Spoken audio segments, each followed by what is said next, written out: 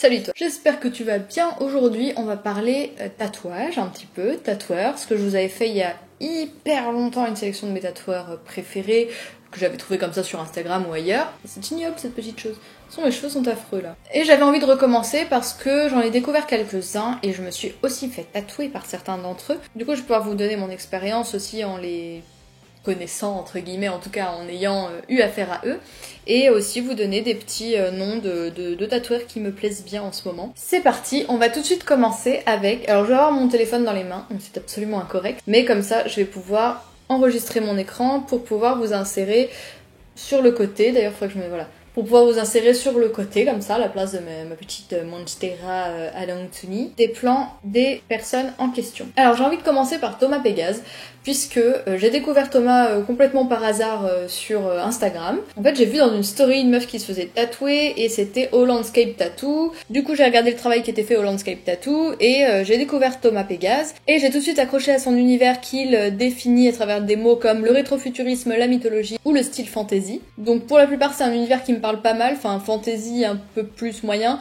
mais en tout cas le côté un peu mythologique, rétrofuturisme, il y a un univers un petit peu mystique comme ça qui se dégage de ses tatouages. Il fait uniquement du noir et blanc, il intègre beaucoup de motifs de galaxies et c'est ça qui m'a tout de suite plu, et il intègre aussi beaucoup Saturne dans ses créations parce qu'il a aussi lancé sa marque, il a sorti des petits t-shirts et des pins qui sont assez stylés que j'aime bien, et j'avais envie depuis longtemps de me faire tatouer Saturne ou quelque chose comme ça, mais j'avais pas trop trouvé d'inspi pour la faire parce qu'à chaque fois que je trouvais des inspirations Saturne, c'était dégueulasse, c'était genre fait limite à main levée, Saturne elle était comme ça et tout, c'était affreux. Et quand j'ai vu qu'il faisait comme ça des fonds où il intégrait Saturne et qu'il travaillait en dot le fond, avec des petits dégradés comme ça, avec à la fois des lignes assez géométriques, il fait également des visages, où pareil il découpe un petit peu les visages et il va remplir ça de galaxies, je me suis dit mais oui mais bien sûr, tu vas pouvoir te faire un truc comme ça et intégrer Saturne de cette manière.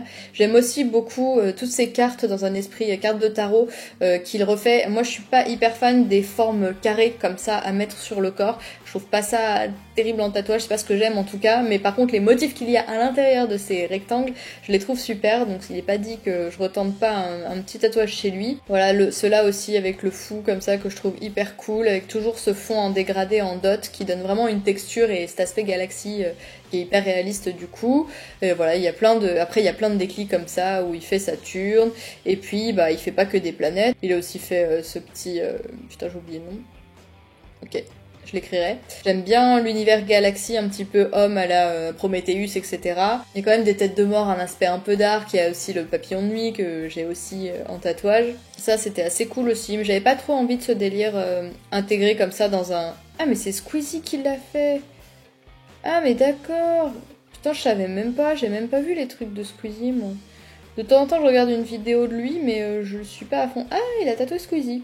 Ah c'est marrant. Ok, très bien. Et j'aimais bien l'univers un petit peu mystique où là on retrouve cette espèce d'aura religieuse que moi je voulais aussi dans mon tatouage. Je trouve vraiment son travail très très beau, il y a une identité assez forte que j'ai pas tant retrouvé que ça ailleurs. Je sais pas trop quelles sont ses inspirations, il y a un délire un peu gravure aussi, ça c'est joli, c'est très fin. Son trait est quand même très fin dans l'ensemble. Si vous aimez bien le gros trait un peu épais à la old school, c'est un peu moins ça, mais de toute façon ouais, il est capable de le faire c'est sûr, mais c'est peut-être moins son univers, ça aussi j'aimais beaucoup, je trouve ça très beau. C'est hyper bien réalisé parce que ses lignes sont très très droites. Alors je suis pas du tout calée, hein, on va me prendre pour... s'il y a des tatoueurs qui regardent, ils vont trouver mon analyse absolument con, mais je trouve qu'il y a une bonne technique, une bonne identité. En plus il est très sympa, moi j'ai eu un rendez-vous avec lui, mon copain aussi, on a eu un motif qui nous plaisait beaucoup, il a juste refait 2-3 petites retouches, il est parti redessiner à son bureau, il est revenu, il nous a montré, je sais plus combien on a payé, mais pas du tout hors de prix, peut-être 200, 250, je sais plus combien on a payé. Je vous mettrai le prix si ça vous intéresse.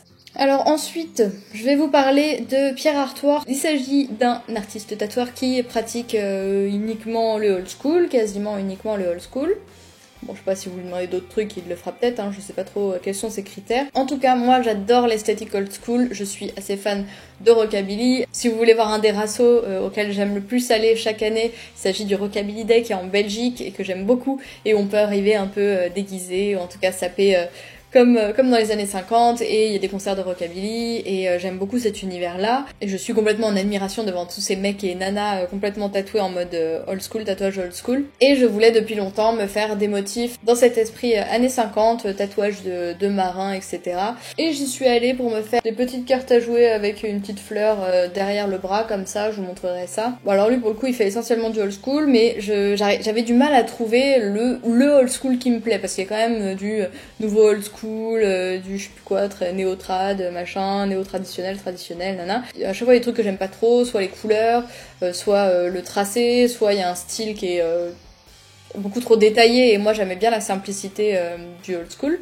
Donc là ça c'est mon petit tatouage, qui est super bien réalisé aussi, je suis extrêmement contente. Le mec est cool, le salon est très sympa, donc ça s'appelle Perdu d'avance, c'est dans le 11e, comme le Landscape Tattoo, c'est juste à côté. Et donc il a été créé par 3 tatoueurs, donc il y a Elena en résident, Pierre, Raphaël et Mathieu. Donc Mathieu a également tatoué mon copain, et lui il fait aussi du délire un peu old school, mais beaucoup plus dark, vraiment du noir avec des grosses ombres. Donc il a tatoué mon copain, il lui a fait ce tatouage là, que je trouve super cool. Donc là vous voyez aussi le tatouage de Thomas Pégase ici. On a bien kiffé quand même dans son style, c'est ce côté, t'as du dégradé, enfin t'as du très très dark, et le dégradé il est très court en fait, la zone de dégradé est très très courte, ça fait un peu clair-obscur, donc il y a voilà, c'était cet aspect là qu'on aimait bien. Mon copain avait simplement demandé une tombe, il lui a fait ce petit espèce d'olivier là, ce petit rameau au-dessus, et qui est top parce que ça fait un peu feuille de palmier, et ça on kiffe bien. Il voulait en plus se faire une sorte de petit palmier où je sais pas, il y pensait, il me l'avait dit comme ça en l'air, et là c'est nickel qu'il lui ait fait la petite tombe à l'ombre du palmier, on trouve ça assez fun. Et bon il fait quand même un peu de couleur comme ça, mais toujours dans les tons très très sombres quand même, hein. Moi j'aime bien son style, mais je préfère quand même le style de Pierre pour le old school, parce que moi je veux pas sinon il fait ça aussi dans un esprit très François Damiens. Ça je kiffe bien aussi. Il est pas dit que je me fasse pas un petit phare, un de ces quatre. Il fait des bonnes typos, hein. Franchement c'est propre.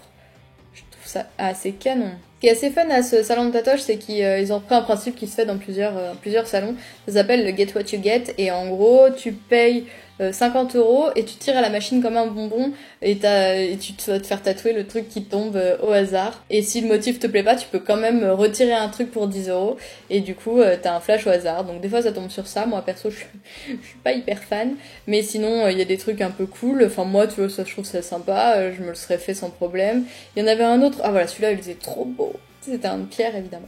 J'aime bien ce qu'il fait. Et bon, il est pas dit que je me fasse pas une petite encre comme ça. Je la trouve cool. Et j'aime bien ce délire là qui est très old school, hein, de dégrader comme ça de rouge vers le jaune, c'est très très beau. Ça c'est stylé aussi, j'aime beaucoup. Ah mais ça c'est Mathieu ou c'est Pierre? Ouais, c'est Mathieu.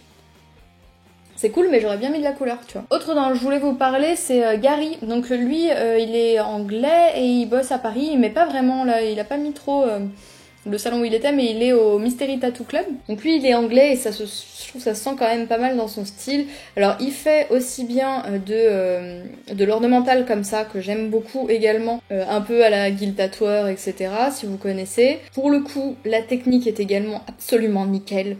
Ses lignes sont super droites, ça tremblote pas du tout et tout, c'est très très beau. Il fait beaucoup de nœuds comme ça, de cordes, et ça je trouve ça assez stylé. Je me le ferai pas, mais je trouve ça assez joli.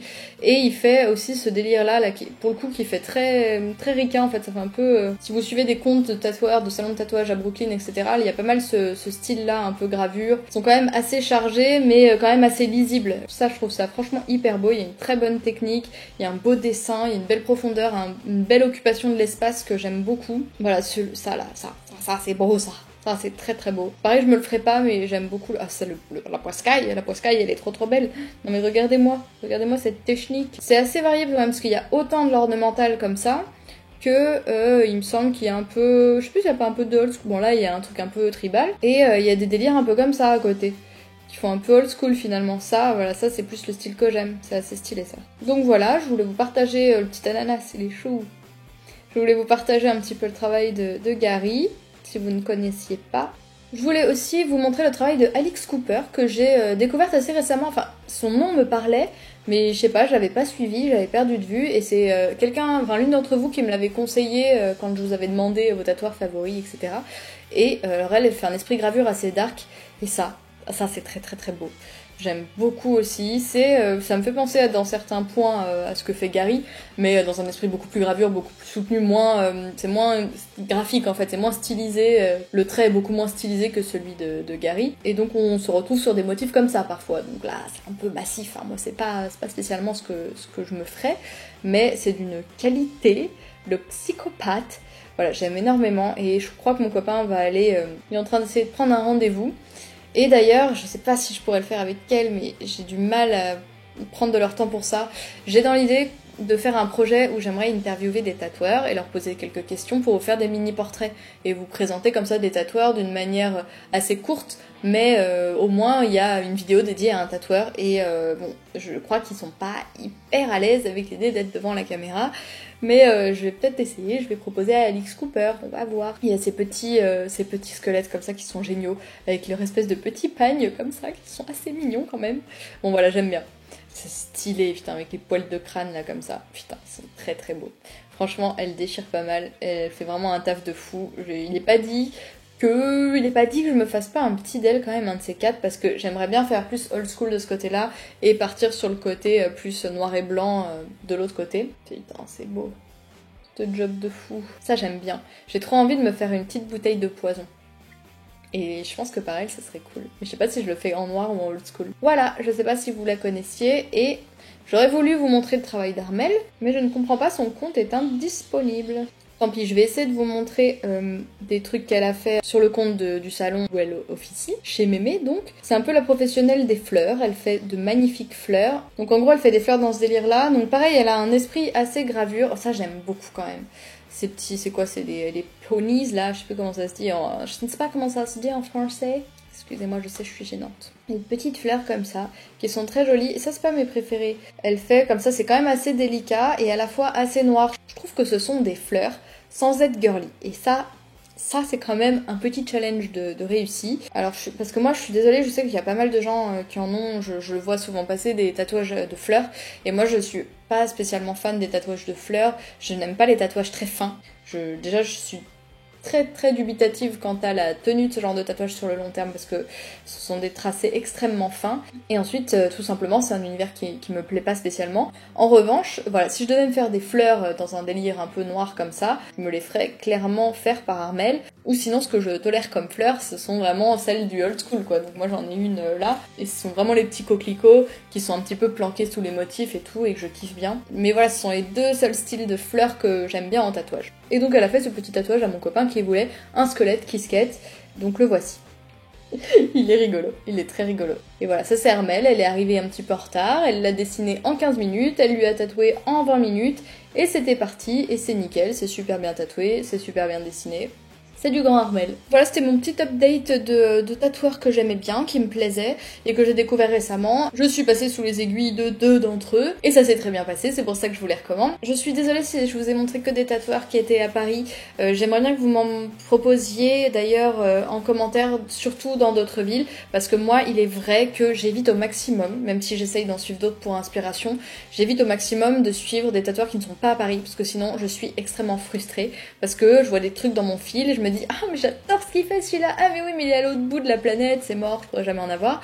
Après il y en a qui font des guests et tout, mais voilà, j'ai pas envie d'être frustrée, donc je suis un maximum de tatoueurs qui sont à Paris et dont je pourrais potentiellement avoir le travail sur mon corps. Voilà la raison principale, même si je sais que vous n'êtes pas tous à Paris, je suis désolée. Donc voilà, n'hésitez pas à échanger en commentaire, comme ça vous échangerez entre vous et ce sera plus simple. Et si du coup moi j'en découvre dans les commentaires, bah, je referai une vidéo et voilà.